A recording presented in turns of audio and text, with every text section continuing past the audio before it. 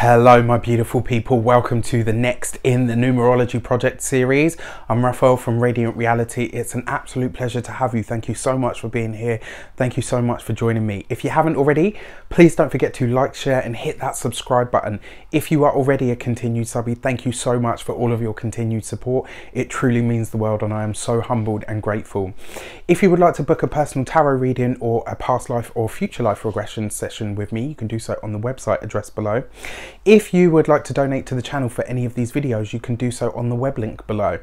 So with all of that out the way, let's delve straight into it. So the master numbers, the 11s, the 22s and the 33s, but today specifically the number 11 is the first number of the three master vibrations, and we call them master vibrations for several reasons. One of the reasons is because, as you can see, it's a double up of a specific number, but these numbers don't just represent where you see a double, they represent the energy of that compounded in and of itself, where it's actually transcended what I consider to be human life. So when you look at this, you're saying numbers 1 to 9 are the human numbers. These are the life paths that we go through in order to accumulate the wisdom that we need in order to elevate and transcend human life and go on to become a master vibration or an ascended master in the ethereal realm. So what happens when you become a master life number, life path number as a human being? Well, then that changes the energy even more, and it effectively, what I believe the 11s, 22s and 33s are, they are the human embodiment of spirit guides. These are people that are here to show us something, to teach us something, to develop humanity through developing themselves and their link to everything that is excuse me, and their link to everything that is considered other. And when I say other, some people call it God, Buddha, Allah, Chi, you know, the universe, whatever. The universe feels right for me.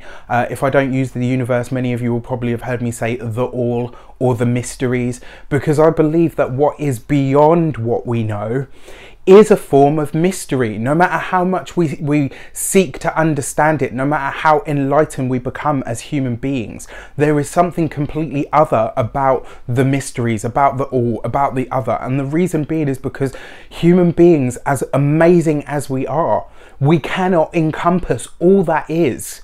You know, we have a spark of the divine within us, but that doesn't necessarily make us the divine. There is a divide in my personal understanding and experience and expression. So the first life path number, what is the life path number 11 all about? So you've got your blessings and your lessons, which we will go into, but to bring it back, the life path 11 is the first master number, and it's a very explorative number. This is about going out into the world and seeking the wisdom and the experience that only life and human life can offer.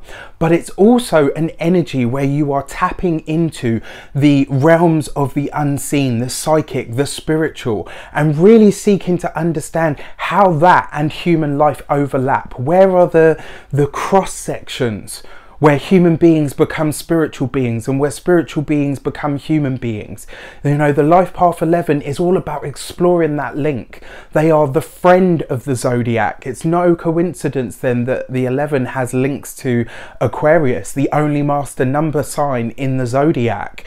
You know, on top of that, if you want to go even beyond that, you're looking then at you know, like I said, the spiritual realms, the psychic realms, the universal consciousness and wisdom. And this is just the first step, you know, this is the first step of the master numbers.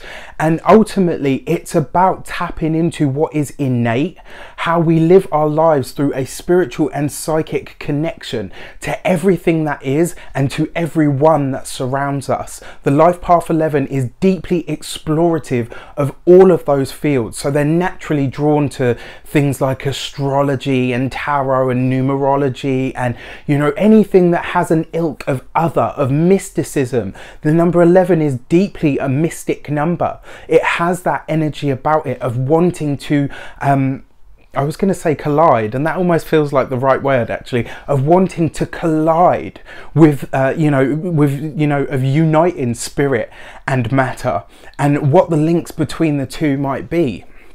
Now, to talk about some of the blessings and the lessons. So the blessings of the 11 life path, very psychic. They are very intuitive, very aware and attuned to other people's emotions, to other spiritual realms, to other understandings that can only come through the intuition, through the understanding of tapping into what I call the sacred imagination.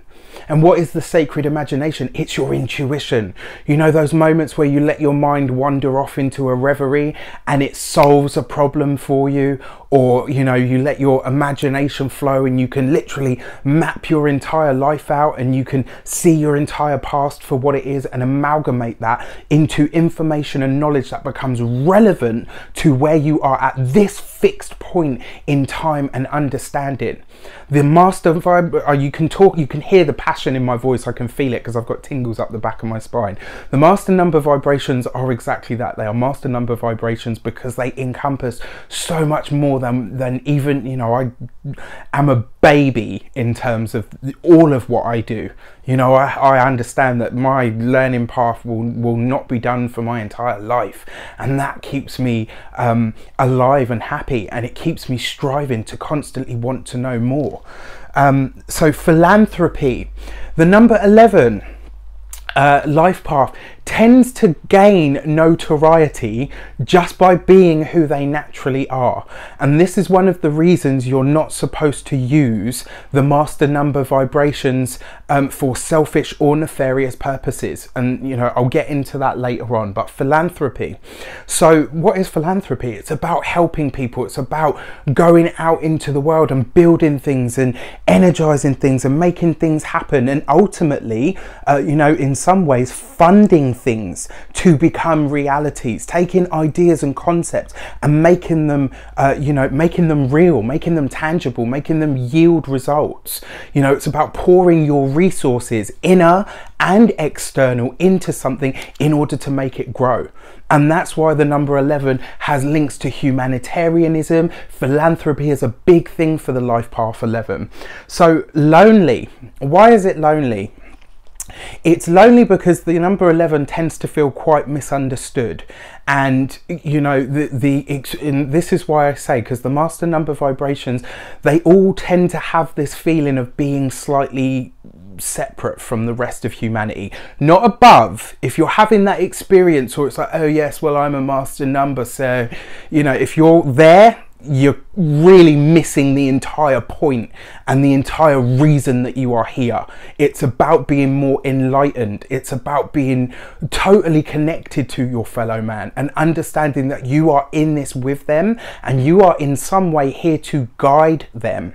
And that can be a very lonely path. If you think about Aquarius, you know, as a sign, people always associate aliens and extraterrestrials and stuff, and that feeling of not quite being here, you know, or not quite being from the same place or on the same, you know, or, you know, made of the same ilk, I guess is what I want to say. And therefore, the number 11 can, you know, the funny thing is it tends to do well as a loner.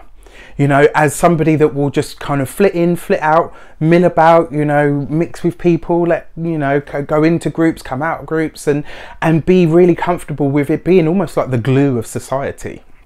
You know, very similar to a life path 9. You know, it's no wonder then that the 9 is the, you know, is the last human number where you step onto the master, you know, where you prepare to step onto the master vibration.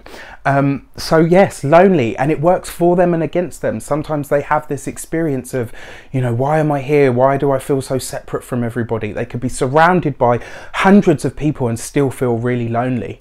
But on the other end of that, when they really connect to people, to things, to experiences, it's heavenly, you know, it really is. And that's how I see the master vibrations, heavenly almost. Inventive, naturally inventive. The 11 life path is the sort of person you could give them a box of scraps and they'd build you a replica of the Eiffel Tower, you know, because they have this sacred, this tap into this, what I call the sacred imagination, this ability to really delve into something and look at stuff and say, right, okay, well, I can see all the separate parts, but actually I can see how those separate parts would become this. Very big picture orientated.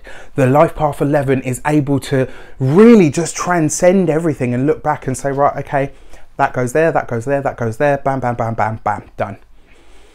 And this is why they can really be relied upon.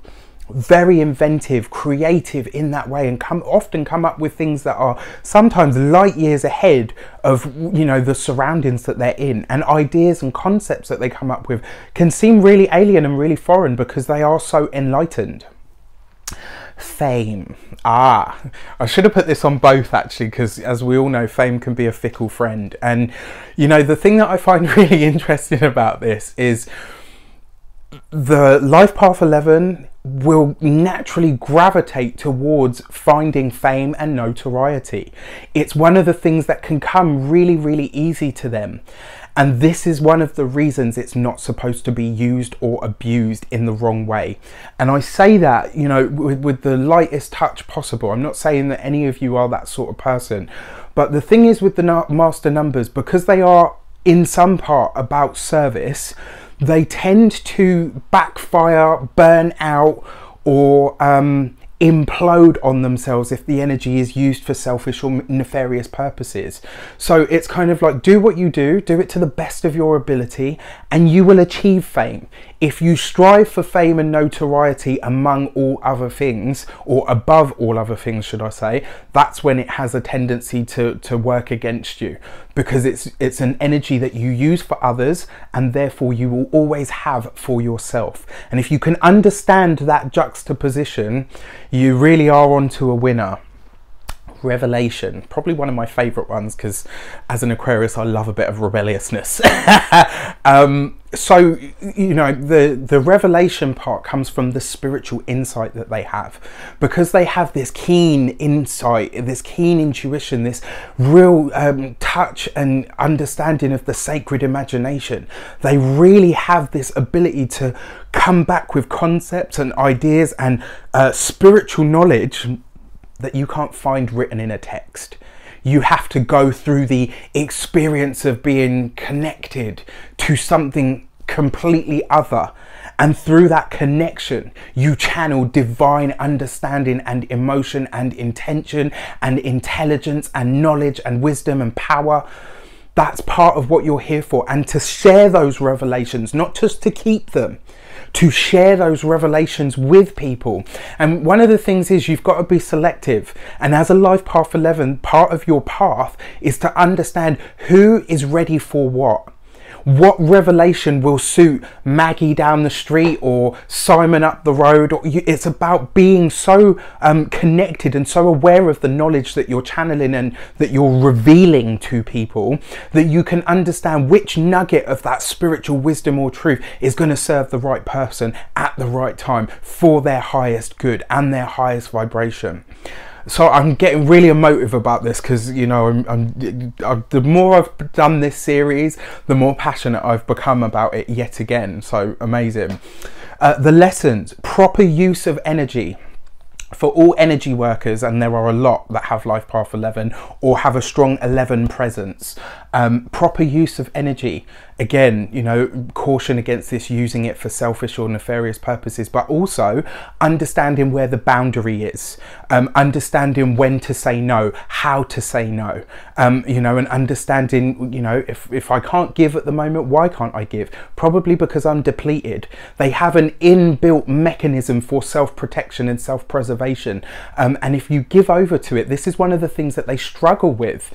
You know, as children, they're so lofty already, and you know, like, oh wow, butterfly, and you know, did you know that butterflies symbolize this, and you know, like the sort of kid that just knows things that, okay, where did you learn that? Do you know what I mean? Like, they're tapped tapped into so much energy and so much knowledge that they tend to not really understand where the knowledge is coming from. They just know. They have like that that knowledge of knowing, and it's very often in response to having a surrounding that is either not very spiritual or not very awakened or aligned, and therefore they are there effectively to filter that stuff out to people. In less conscious times, it might be that they seek out people that are normal, mundane, that don't have anything to do with this stuff because they find it too much and the channel is too open. As children, same thing, like they might shy away from or scare away from anything like that until they are ready to delve into what this is actually about, until they're ready to open that floodgate.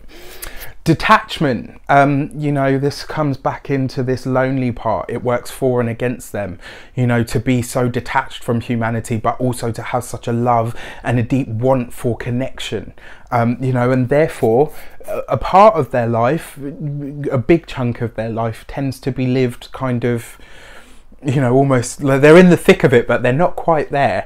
And that's one of the beauties of the life path 11. Service, they are here to be of service, but again, and especially with any light worker, whatever your number, whatever your sign, whatever, we are here to serve humanity, but we are not here to be its servants. And knowing the difference ties into this proper use of energy, learning the power of a really good no. So service, understanding what it is to be of service, what that might mean. Leading by example is a really important one for the life path 11.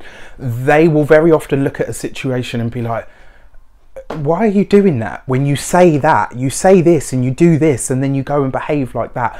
Because they're so honest and so open. Very rare for an 11 to lie. And if they do lie, it will be very much like the elves in Middle Earth. They won't tell you a lie, but they won't tell you... It's almost like they know how to twist the words so that they don't tell a lie, but they don't exactly tell you everything that you asked at the same time. And that's one of the energies that they need to learn to traverse. Speak your truth, I'll go into that in a second. But lead by example. They are the sort of people that say, do as I do, not do as I say, and I'll do what I want, and for that reason they make wonderful leaders, really beautiful, enlightened souls that take us on to something and say, I'm not going to expect you to do what I wouldn't, I will show you how it's done and we'll do it together.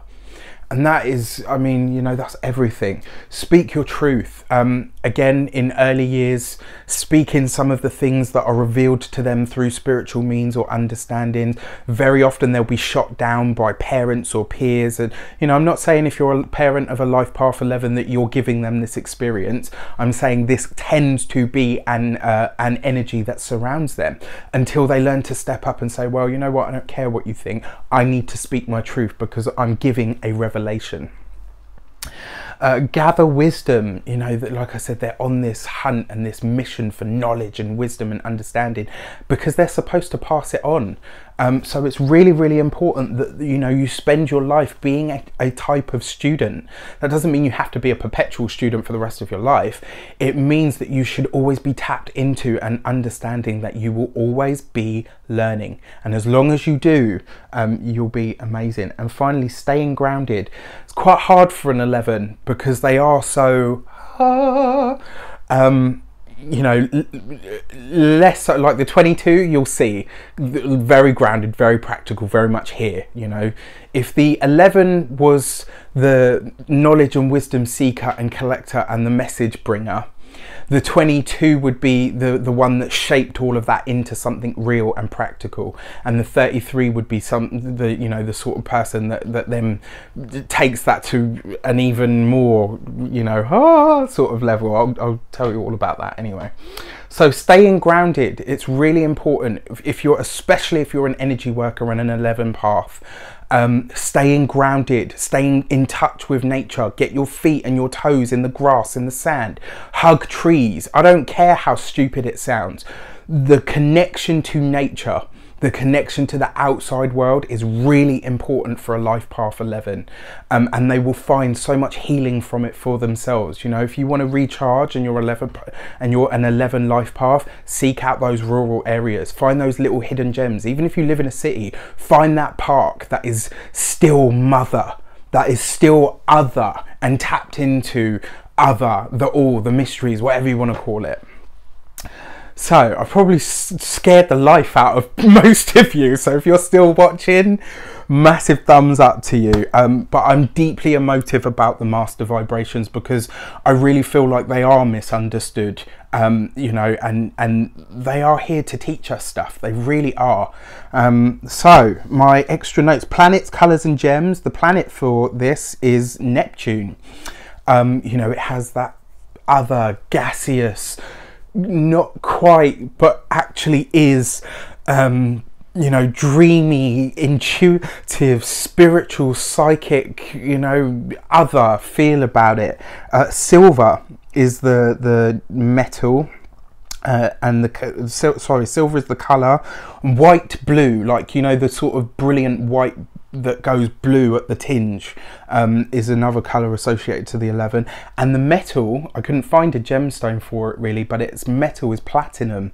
You know, purity, trust, intuition, you know, all of that.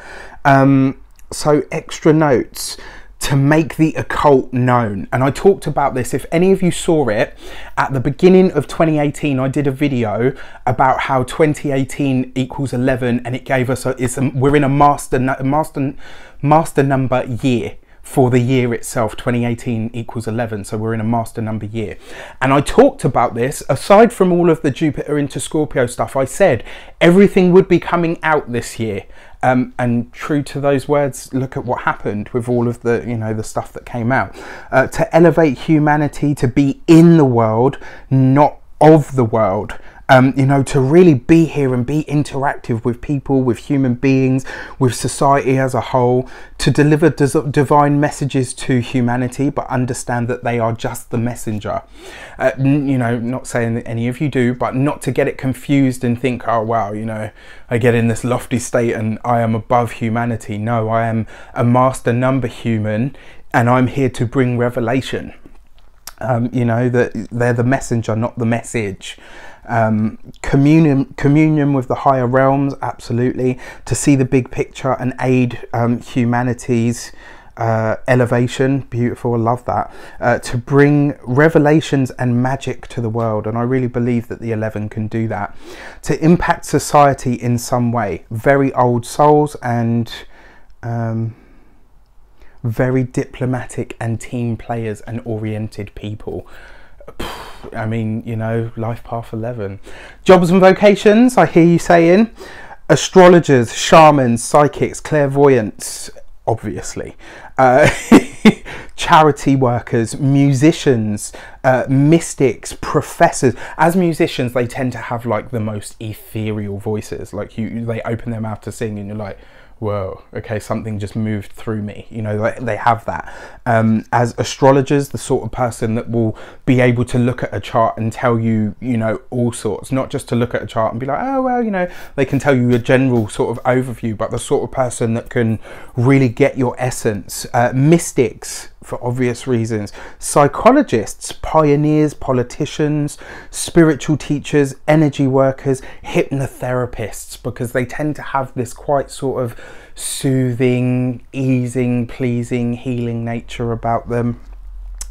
Artists, they will create really weird and wonderful sculptures and all that sort of stuff. Philanthropists, obviously. Fantasy writers, they make amazing fantasy writers. Healers, monks, nuns and inventors.